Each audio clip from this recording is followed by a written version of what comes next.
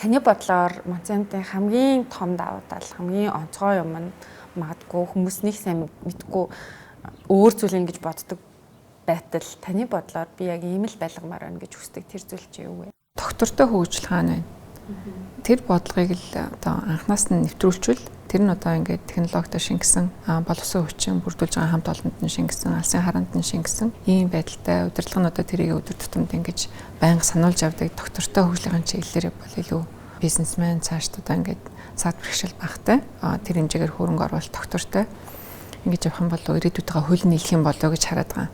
Үр дүнд нь бид нар бол ингээд орон нутгатаа 100% хамтарч ажиллаад сургууль цэцэрлэг юу байдгийг нийгмийн бүх үйлчлэгийг үйлдвэрийн ашиг орлогоос ингээд хамтарч хүртдэг. Тэгээд тэр хэмжээгээр одоо ингээд ажилчид маань тэндээ одоо ингээд олон жил амьдрахтаа happy тий.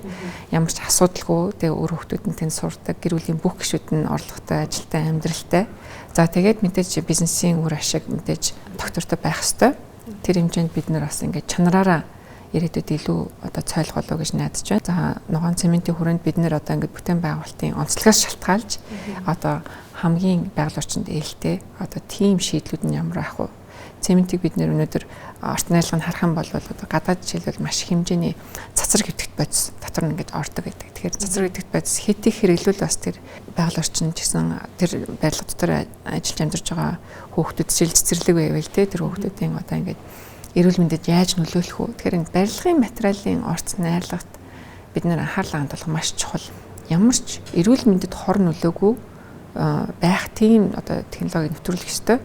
Нөгөөдлөөр үйлдвэрлэл дээрээ бид нэр одоо ингээд аль болохоор яаж нэвтрүүлсэн тэр стандартыг тогтмол хангах уу гэдэг одоо үйлдвэрлэлийн процессыг бид нэр автоматжуулах цаашаа.